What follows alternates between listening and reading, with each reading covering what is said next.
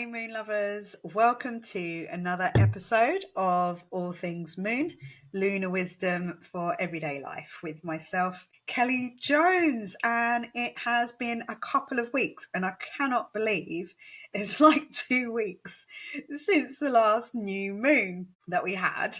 And all of a sudden we're at a full moon.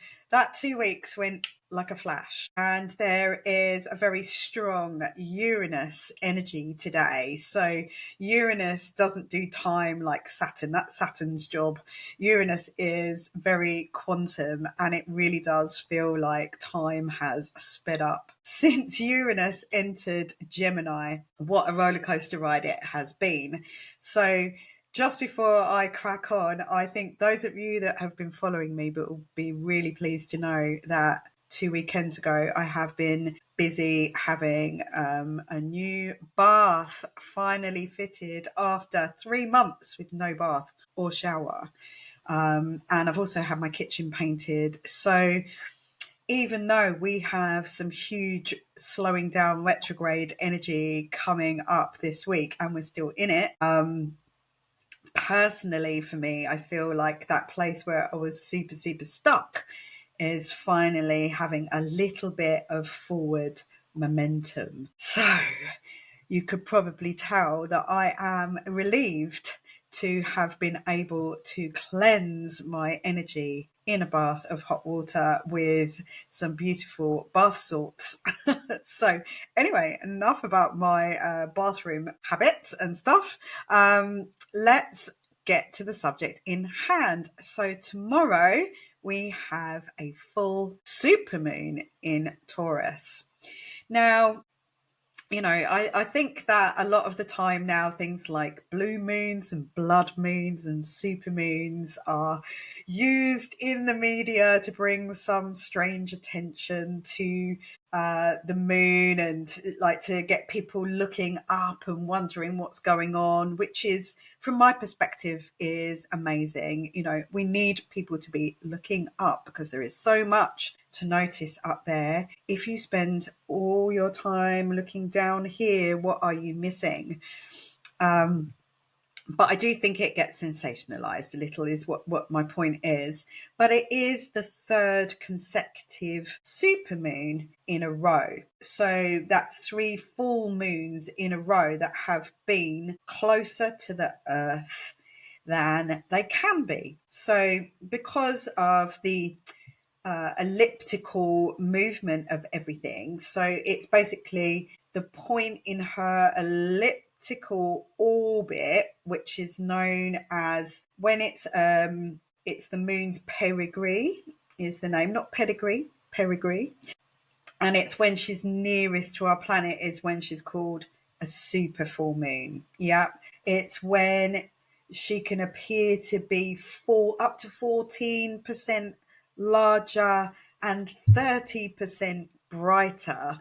And let's just hope that 30% brighter will be how we can all be feeling during and after this full moon. I'm not sure that we all want to be 14% larger, but I'm sure there are some people out there who would like to be 14% larger.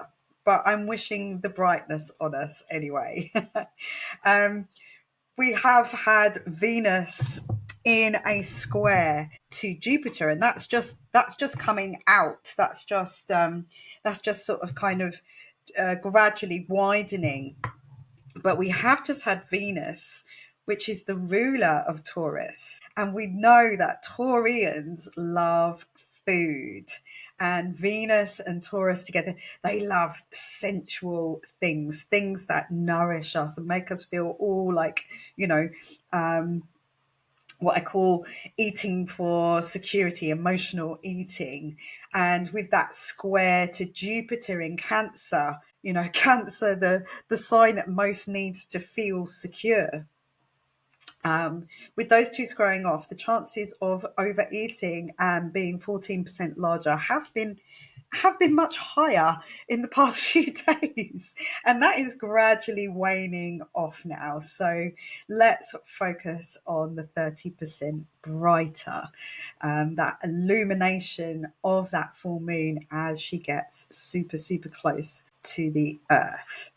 And this is not unusual. It does this all the time as the moon is moving, just like the earth, and everything is moving. The cycles of planets, the air, the breath, the blood, everything, energy is moving all the time. So it's not anything extraordinary to have a supermoon, but it does give us access to the energy of it more strongly. So we can really tap into it. So if you are here and you're listening to this, then you are going to be much more aware of this energy that we can tap into more than somebody who isn't here and isn't aware.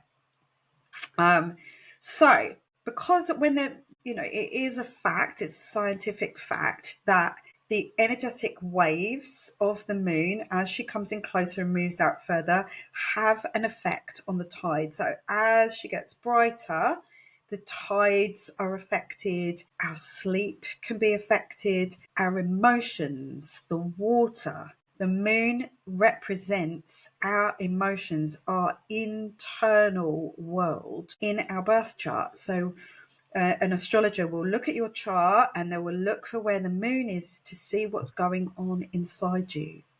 So our intuition, all things that happen in the dark, in the unconscious, the yin, the feminine, all of those things, they are all related to the moon, the body, the people. So the moon does have an effect on how we are feeling, how we are sleeping. It's also been there has been, we've just had the Saturn and Neptune drift back into Pisces. So at this full moon, maybe our dreams would be stronger as well. Because Scorpio season, which is with the sun, on a full moon, the sun is always opposite the moon. So it's the sun, the light from the sun, that's illuminating the face of the moon.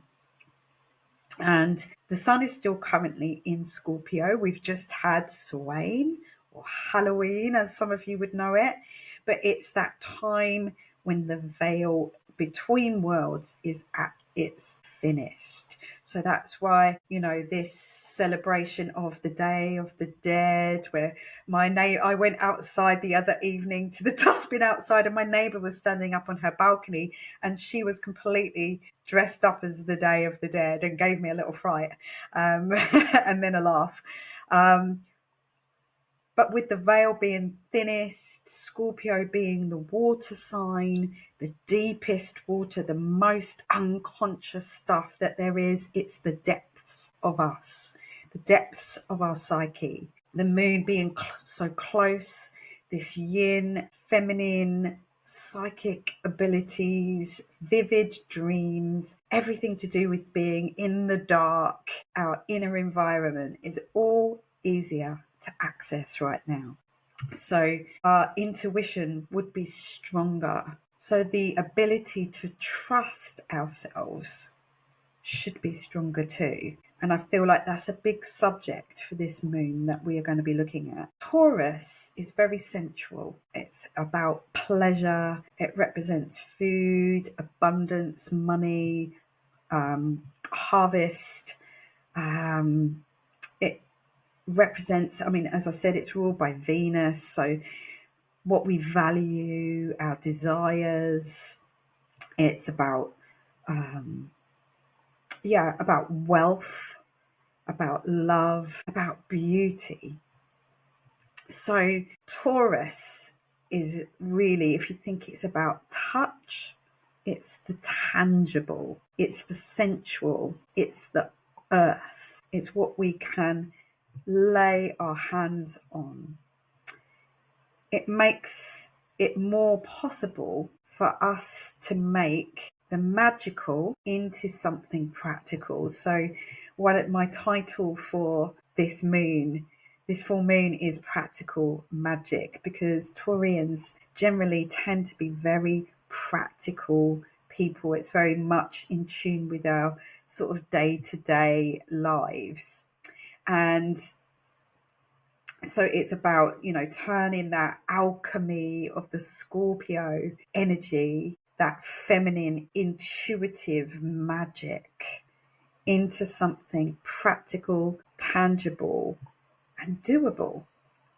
The sun in Scorpio, it gives us sort of a desire to feel empowered, because Scorpio subjects tend to be very connected to the planet Pluto, which is all to do with the power of things, power over something, our own self-power. It brings awareness to, it's illuminating where we've given our power away. So it was only just recently that I said, I was having a conversation about a friend is very affected by everything that's going on in the world, and it's really causing her to suffer. To suffer. Her health and her well-being is suffering because she is a giver, she's a carer, she's a light worker. She looks after animals and she's dedicated her life to that. And then when she's not at work, she's absorbing all what's going on in the world. And I said to her, these people that seemingly have the power, if they came to your front door and knocked on your front door and said, "We're here to take your blood," would you give it to them? No, you wouldn't.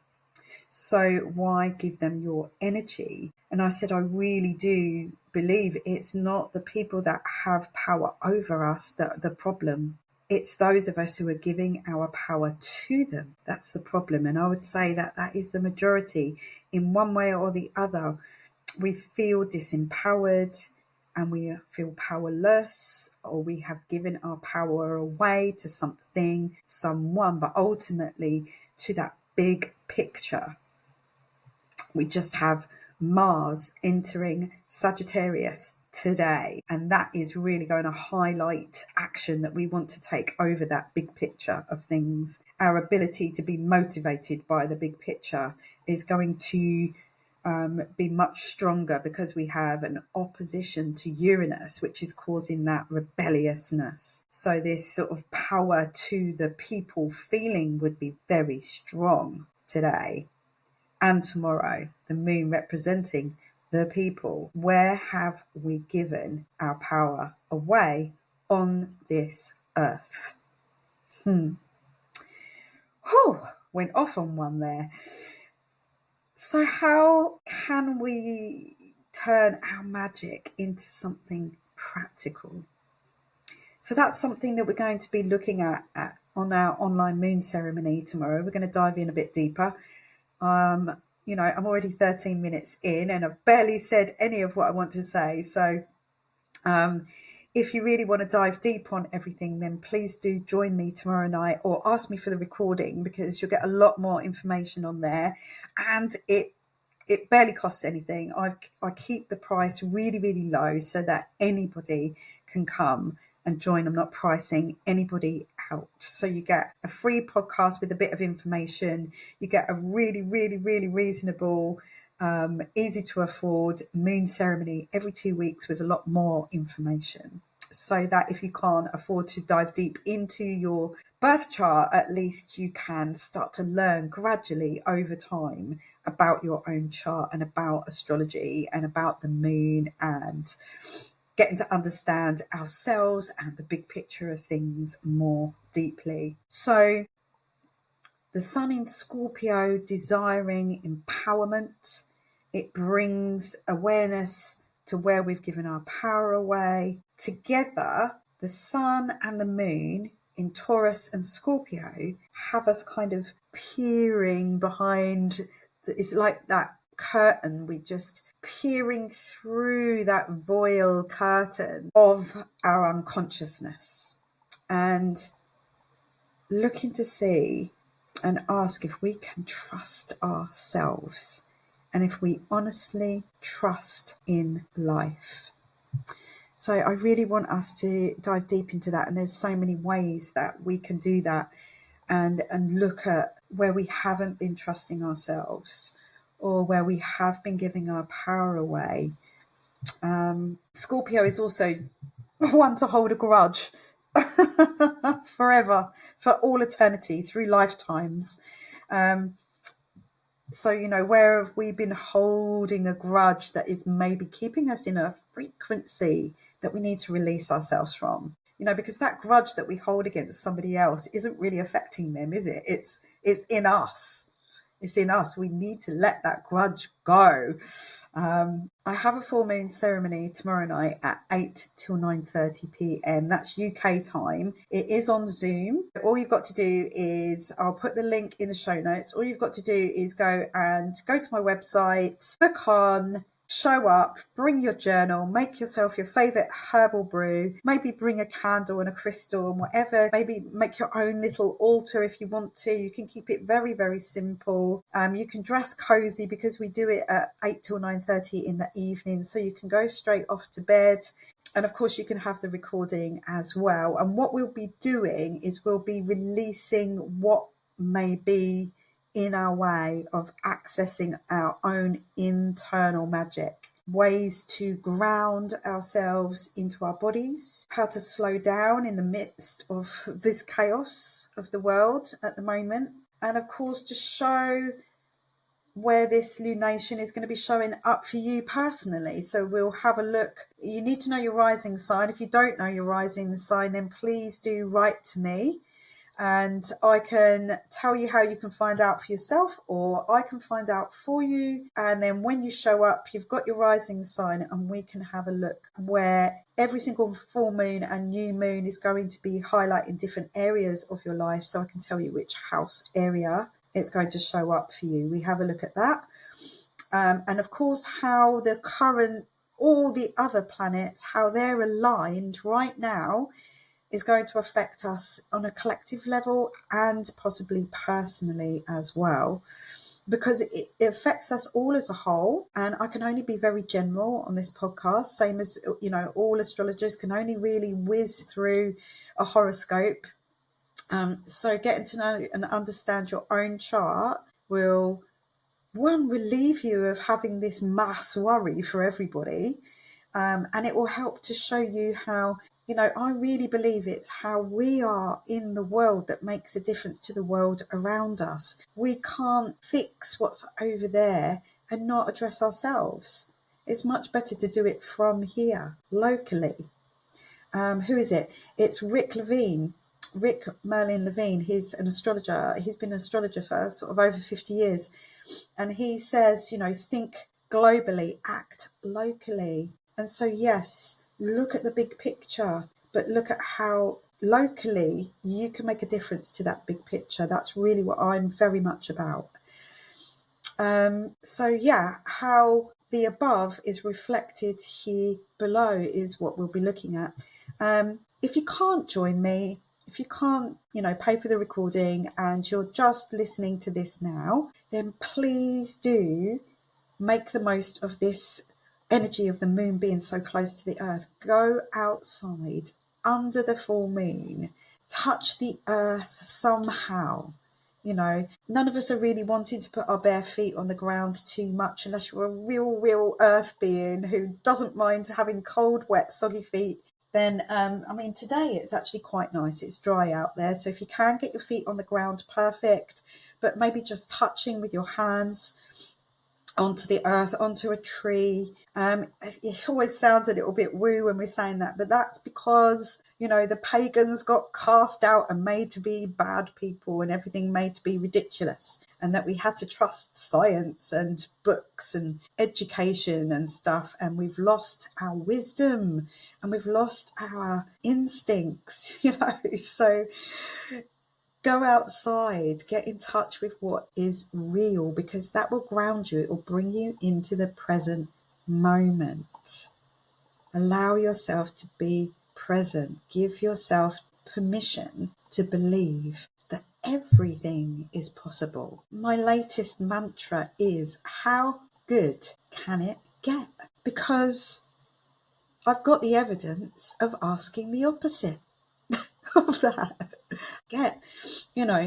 If you keep asking that, that's what you're going to see. That's what you're going to. It's like the yellow car game. You know, when you're trying to spot yellow cars, the more you look for a yellow car, the more you see a yellow car, and then you start seeing them everywhere. So the same applies. It seems very simplistic, but it is simple. We make everything so complicated. Taurus is about simplifying.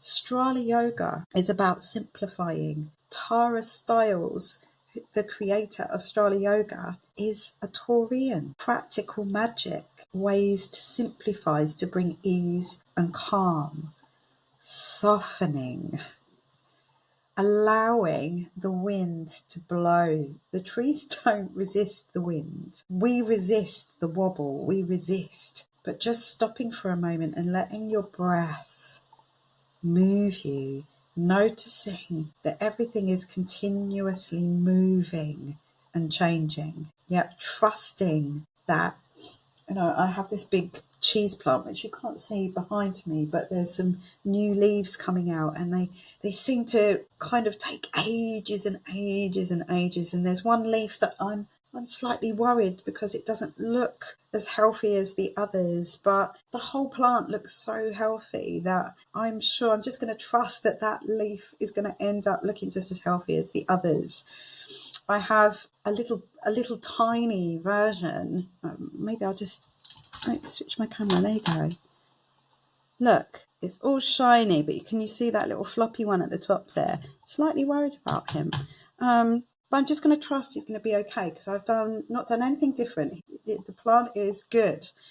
And I've got a very tiny little miniature Monstera plant that I've been trying to save since the summer from Patch, where I teach a Pilates and a yoga class, which is this evening, by the way. So if you catch this early enough, come and join me for a Pilates or yoga class down at Patch. But I look after their plants there, and one of their little plants was really suffering because it just didn't like all the EMFs, because it's a co-working space. There's computers and devices everywhere. That radiation from everything, it wasn't liking it. I brought it home and I really did think it was going to die. I've tried all kinds of things, put it in the greenhouse, and finally I brought it in and I popped it. I didn't know where to pop it, so I popped it in the top of my downstairs shower room. There's a towel rail in there. Popped it in the top of the towel rail, and you know what? I am so proud of that little plant, and it's started to grow. It's just grown another leaf.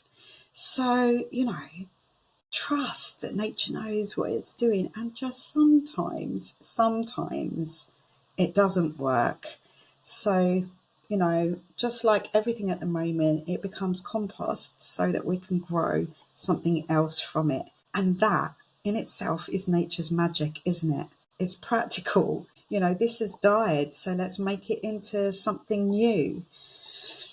Okay, Taurus teaches us patience, softness, not to force, to trust, like the leaves unfurling, letting your breath move you. Venus currently is literally waiting at the door of Scorpio, so she's at the end of Libra, and I suggest that we use this Venus in Libra energy, particularly today with Mars. Mars has just entered the fire sign of Sagittarius, the free-spirited one, the one who wants to go on an adventure, the truth-speaking, blunt-speaking Sagittarius. Mars has just entered fire and immediately opposes Uranus, the rebel, the free-spirited one, the maverick, the unexpected. So anything could come out. Mercury is already in Sagittarius, the truth-speaking one. Mercury, the communicator. Yeah, so we can see lots of, oops, it's just come out of my mouth happening today. That grudge that we've been holding on to forever, Scorpio, for eternity, that could come out in like a bolt of lightning today. So really tap into these last moments of Venus in Libra to bring some loving peace, harmony, and balance to our communications. Venus is the ruler of Taurus, the ruler of the moon. She'll soon be diving like a siren into the deep, dark waters of Scorpio, the cold waters of Scorpio. So, in the quiet shadows, she will be facing her fears there. And most importantly, bringing up these realizations of worth, her value, her abundance. Taurus is about abundance, yeah. Money, Venus, value, wealth, worthiness, how we value ourselves. I suggest we take a moment to appreciate all of our material comforts that we have. You know, go round your home and see how much you really have instead of being in that place of lack. You know, you don't have to push and force yourself to feel worthy. You don't need all the things to be worthy of love, to feel abundant. Timely, on Samhain, on Halloween, 31st of October, talking of cycles, the 7-year cycle came to an end for me. And it was 7 years to the day that I sold Hummingbird, my Pilates and yoga studio. 7 years. Any grudges that I may still be holding, it's time to release them. Yeah. When I sold Hummingbird, I didn't realize I was also basically sold my identity, my security, my worth. That's how it felt at first. The very next day, I sold who I had been, what I'd been doing, what I'd created. It was all gone, and there was just me left. And none of that was relevant anymore. And I've spent all this time talking about, I used to, I owned, did, yeah. You know, it was also around the same time, the thing that led up to me selling that was the loss of my dad. So it was double security, him leaving. So he left me the security of money, but I feel as though, you know, what I was doing, particularly being with my Virgo moon being in my house of career, to feel secure, I need a career. I need to be of service. And I gave that all away. Pretty much, not for very much money, really, in the grand scheme of things. So I was talking about this yesterday when I was teaching a Pilates reformer class, because I had a whole class in front of me of women who were up here in their heads. They weren't in connection with their bodies. They were forcing and pushing. One of them confessed to me that at the end that she had realized she'd injured herself through not really doing it properly and seeing what everybody else was doing and feeling as though, oh, they've got that heavy spring on, so I need to be able to do that. And she was forcing and pushing herself to do something her body wasn't ready to do. And so I had a good chat with her about, you know, burnout doesn't mean that make us more valuable or worthy.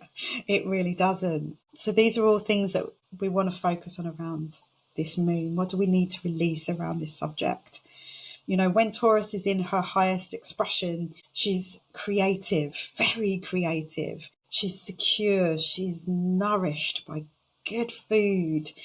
She dances like no one's watching, but in her lowest expression, she's stubborn, resistant to change, clinging to her blankie, sucking her thumb in her mouth. You know, true security and inner strength do not come from gripping too tightly. And that was an exact metaphor for what I was looking at yesterday in my class. No matter how many times I said, soften, open your palms, because it will allow your internal muscles to work. So you get that internal strength. They were gripping and forcing too tightly onto the bars and not trusting their body, not trusting themselves. So a journaling prompt for you all. We're going to go over this again at the moon ceremony tomorrow with more questions. So we're going to be giving you many more journaling prompts around this subject and around all of these matters. But this one is for you all to ponder on. Where am I still relying on external, material and physical matters to feel valuable and worthy. Once you've worked that out, go outside under the moon, write it down, rip it out, burn it. Use the fire energy of Mars in Sagittarius to take action on the bigger picture, on the higher meaning of things. Yeah. And then return it to the earth. Yeah. And trust. How good can it get? Okay. So there is, a slight chance that with this Uranus Mars energy, that like a bolt of lightning can come out the sky and set fire to and ignite, an explosive outburst. It might alight a fight. But as I said, tap into this Venus in Libra, Jupiter in Cancer energy. Let Jupiter expand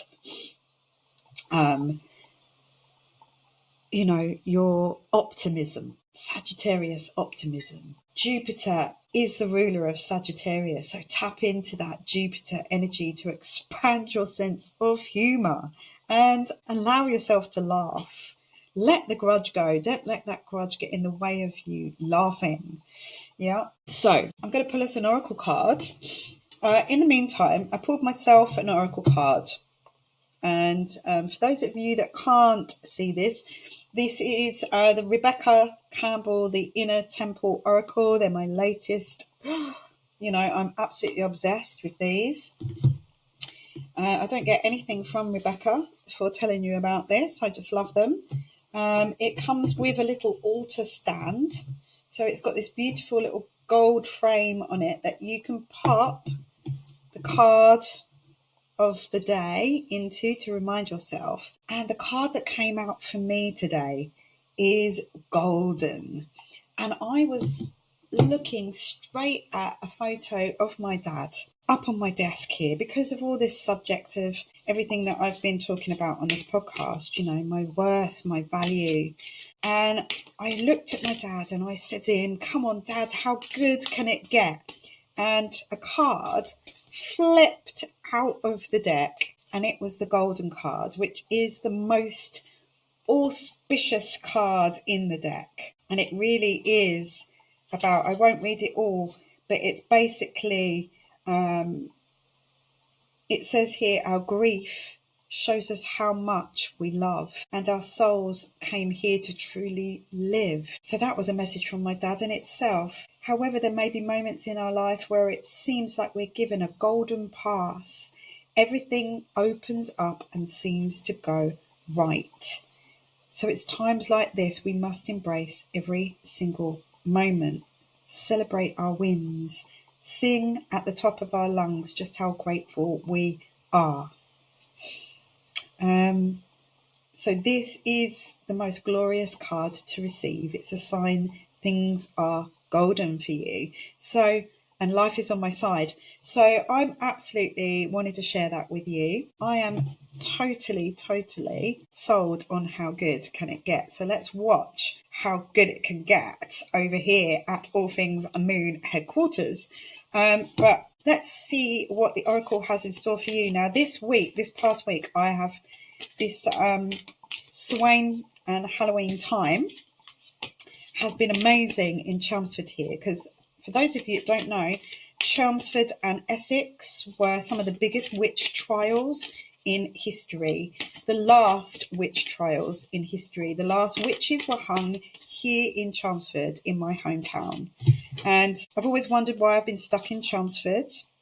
And I had a past life regression once, and it came up with me spitting and having this memory of waiting to go up to be hung, and the baying crowd and me spitting at everyone, shouting out, I'll be back. And so Wednesday evening, I went to an amazing talk called The Original Essex Girls. And it was 4 women who, between them, have researched the Essex witch trials. Sidmore, she's written about 13 books. Some of them are fiction, but they're fiction books, but they're all based on the Essex witch trials and how that's connected to the Essex girl stereotype. There are two girls who have been researching and working really hard to open an Essex Witch Museum, because there is nothing really to honour the memory of these women who were persecuted for simply being nothing more than healers, midwives, brewers, people that had that natural, practical magic of knowing how to work with the land, with nature, with the earth. This is so significant right now for this full moon. There was another girl who was there. She was a herbalist and felt very strong about how we have been pulled away from the land, about how this patriarchal society has, pulled us into trusting science and men who have read books and away from that natural midwife. It was such a strong conversation, and we all went and laid flowers, roses, with messages on at the Shire Hall in Chelmsford, which is where the courts were, where the Assizes were, where the witches were tried. And we laid them on the steps of the Shire Hall, where there has been a pop-up Essex Witch Museum. This has opened up something in me. It has brought back this past life regression. I also watched a short film called Gossip. Gossip was what a group of women who were helping a woman give birth back in the days of those witch trials were called. So it was where all the women gathered together to help assist the birth of a new baby into their community. Absolutely powerful, very short but powerful film where, who shall not be named, because he doesn't deserve me to talk about him, in history, came along and took away the midwives, the healers, and persecuted them just because of his fear of the women's power. But anyway, I'm not going to get on that soapbox. What card did we get? But anyway, it's opened up something in me. So I am diving deep into studying the astrology of all what I've just been talking about. And so watch this space for that to come up. Okay, so the card that came out, and it came out this way. It's got inner summer at the top. It's a double card, and inner winter at the bottom. So the inner winter is to do with the, going inside, the evenings getting darker, the nights getting longer, the unconscious, the yin, the feminine. So this is what the oracle wants us to know right now. So inner winter is to do with initiation, rebirth, renewal, rest, going underground, Venus entering Scorpio, the fertile void. Well, if that is not Venus in Scorpio, I do not know what else is. Surrender, mystery, unknowing, death. The end is also the beginning. Union. It feels like nothing will ever grow again. The yearning for rest and quiet. The seasons are the most powerful teachers. Yeah, in their mystery school of nature. How are you being called to slow down? I'm going to leave you on that thought to ponder on. And hopefully you can join me tomorrow evening online on Zoom for a full moon in Taurus ceremony, where we will dive deeper, we will do some journaling, we will pull some oracle cards whilst you're journaling, we will meditate, and we will do a ritual together. And I will share with you which herbs and crystals and potions and things are supportive for us through this time. Full moon blessings to you all, and I will see you all next